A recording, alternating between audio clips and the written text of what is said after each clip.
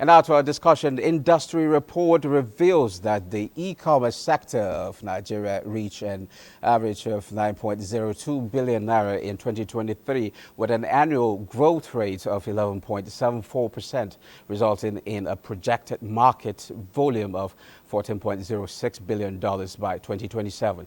Just like in Nigeria, global e-commerce sales are expected to witness an upsurge over the next few years as new markets are emerging. How is the e-commerce in Nigeria and how is the country positioned for this growth? We have in the studio Justus, Nwosu, a techpreneur, and co-founder of Binox and Hurricane Digital Agency for some answers. Thank you for joining us. Thank you so much. It's nice being here. I would say right now the e-commerce industry. Now before I'm supposed to do the question and you do the answer. Okay, well, let's delve into it. How do you see the penetration of e-commerce in Nigeria, and what market products do you see on the listing? Okay, I would say the e-commerce system in Nigeria is struggling, right? But definitely rising. Now, in the next few years, we're bound to see a very huge rise.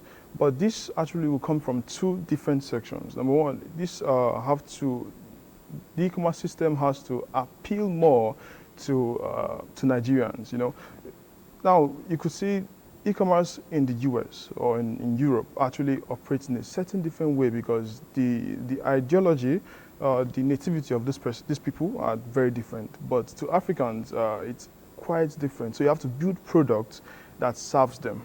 You see, so you just can't bring e-commerce that is being used. So are you saying the penetration, we don't have much penetration in Nigeria, we've had penetrations, but we've seen companies like Jumia still don't post profit, reasons because of difficulties they face. And this is one, the people they are serving, right, and the expectations. This means most times people lose trust. So you have to build in system that creates trust for these customers. And two, the infrastructure also. So we don't have very good infrastructure to leverage on as an e-commerce system. So you have to start building your own and going through different things that actually makes business very stressful, like fuel price, the dollar rates, the dollar, and all of those things that actually make business very terrible. So you see you're spending $1 to. Must business be transacted in dollars?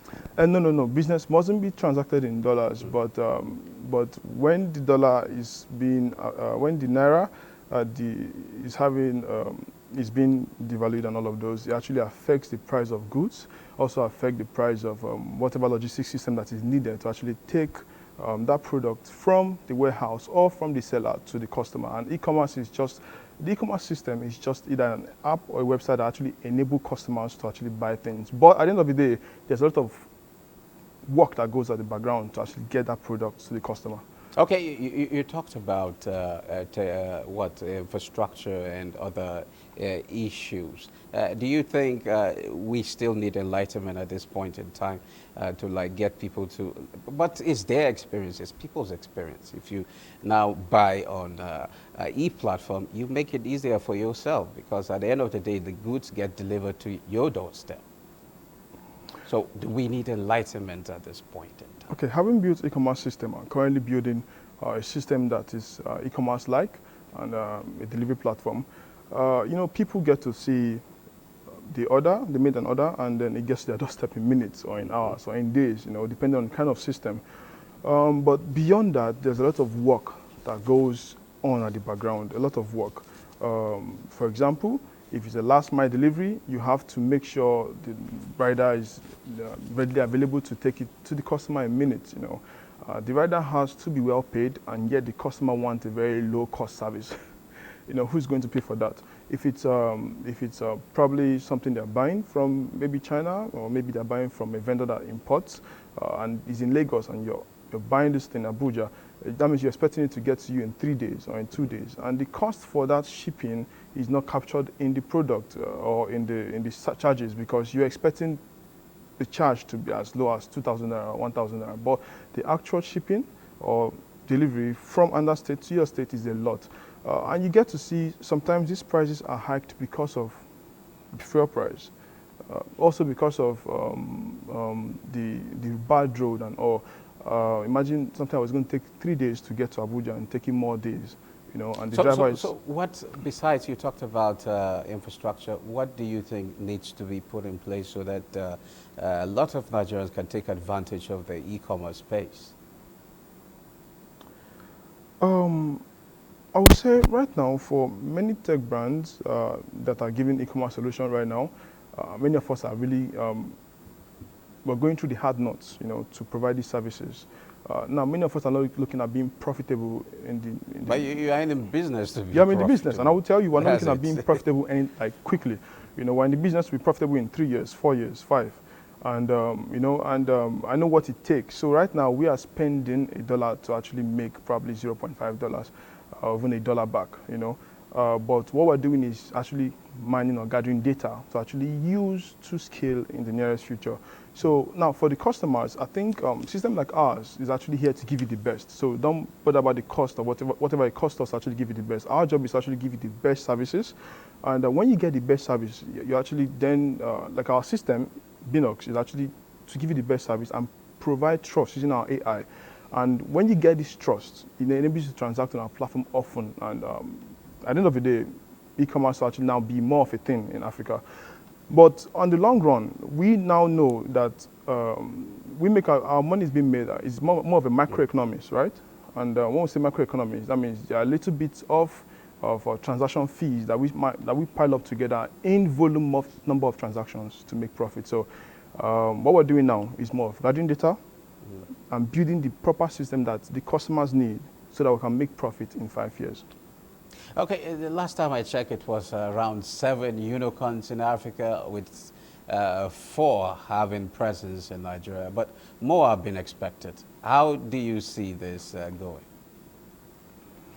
I would say having such amount of unicorn in Africa and 4 in Nigeria has actually aided many young persons to actually get jobs.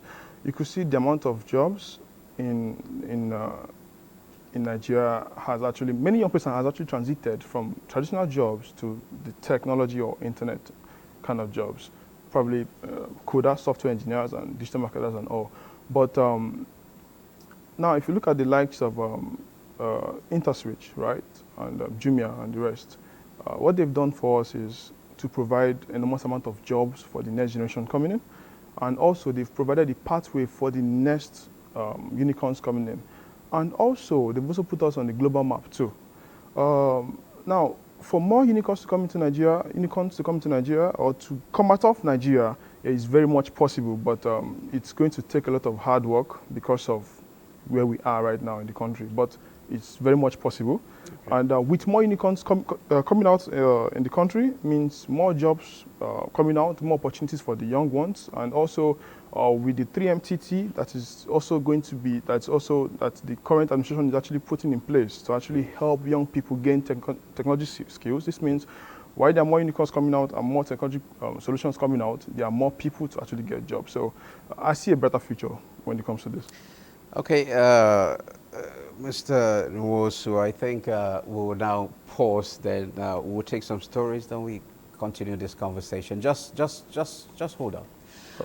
Now to energy market, where oil prices slipped this Friday on the possibility of a nearing Gaza ceasefire that could ease geopolitical concerns in the Middle East, while a stronger dollar and faltering U.S. gasoline demand also weigh on prices.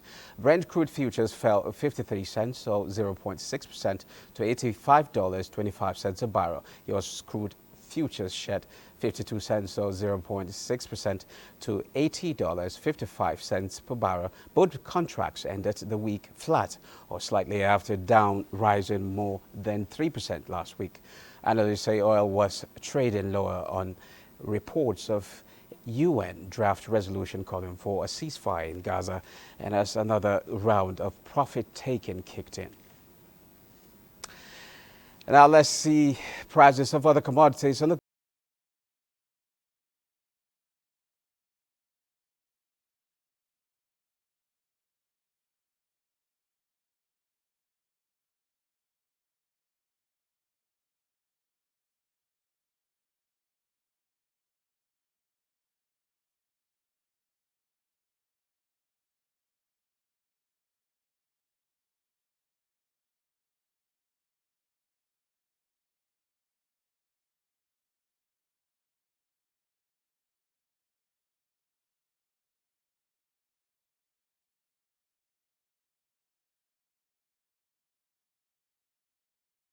And now let's head to the capital market, where it's a positive wrap on the equities market in Nigeria as the NGX All Share Index appreciated to 104,647.37 basis point. Market capitalization stands at 59.168 trillion naira. Investors exchanged 505.187 million shares valued at 14.235 billion naira in 9,574 deals. Well, we're still with Mr.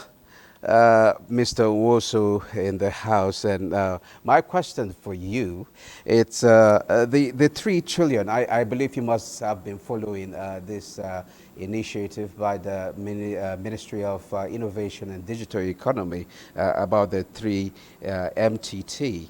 That's the 3 million technical talents. What are the prospects, and how will this aid e-commerce? Okay, the 3MTT program that's initiated by NITDA and our Honorable Minister is actually a very wonderful one. I would say now, Nigeria population as of 2022 is 217 million, yeah, and currently right now the youths are over 115 million. Which shows that youths are over 70% of the population. Now, if the youths of this population, and we are serving, and the three MTT, right, is here to solve, to give technical talents to over 3 million youths. Now, this means you're actually creating a fast-paced future where these persons will create solutions that will actually launch the nation into the next round of positivity. And also, as they are launching new solutions, also there are also more people who also are going to be getting jobs from these solutions. So now this 3MTT is going to actually change narrative in the next 5 years of the young people. You see the level of crime is going to reduce. Also, the level of awareness when it comes to technology is also going to go up, because when you provide solution for people, for young people in such a country where we are right now, the next few years is actually going to be more better. And for e-commerce, what's going to do for us is this. You see, there'll be more competition in this space, whereby young people are trying to create more better solutions, faster solutions than the ones we have right now. So the competition is going to be more tougher. Because now they are picking up the problems from where the last problem solver actually stopped to build up new problems. And also, this also means, imagine if I train one person, right, and he goes about passing knowledge to 10 more persons. There are going to be more tech-inclined people, and there are going to be more tech-inclined people who actually trust technology and trust e-commerce. So what this does for us is it creates more jobs, right? It also helps people create more solutions, and also creates the level of a new section of new people who actually trust technology, thereby making technology businesses in Africa strive more. Okay, just a fast one. Artificial intelligence, AI. How do you see the adoption? Because we talk about, like in advanced countries, they talk about AI taking jobs and, you know, affecting a lot of job opportunities out there. But in the case of Nigeria, how do you see that adoption of AI, and how will it help in basically the e-commerce space and in small and medium-scale enterprises, in Nigeria? Okay, thank you for that question. I've been a very positive activist of AI all the way over 6 years ago. Before AI became very popular, I've really been into AI for a long time. And I really do not see AI taking jobs. It might look like taking jobs, yeah, but for those persons who are actually well positioned for the future, I would just say I see AI making jobs more better and interesting. Now making problem solving more better and interesting. I don't know, probably I'm talking from the entrepreneur's point of view, but I will say this, right? I've used AI to actually correct a lot of codes. So when I'm writing codes and there's a problem, there's a big problem, I just copy my codes and put in probably like the one we know, popularly known as ChatGPT, and it gives you solutions to this code. So you see, I end up giving much efficient solution to my business or to an employer, or whatever, using these solutions, you see. And AI is just even beyond that. AI is going to go into many more things too. Even for the camera I'm facing right now, the AI can actually even be used to enhance the visuals I see. You know, it could be used to do a lot of things in real time. AI could actually be used in traffic lights, could be used also in e-commerce, like what we are doing at Binox, to actually create trust between the seller and then the buyer, and also the entire logistics chain. You see, AI for me, and I think that's what I know. I think last year we did some campaigns around AI where we had lots of youths come together, and we did a lot of advocacy around AI. And we saw how these youths this year are using these things that have been taught to actually do much better at their place of work. So I see AI as your best buddy or your best friend who actually can help you deliver more with your work. So it actually makes you more efficient. But at the same time, when this is being done, or as this is being done, right, some jobs are going to be irrelevant. That means people must be updated with jobs or with skills that actually are in tune with the future. Okay, that's quite interesting. Well, thank you very much, Justus, also technopreneur and co-founder.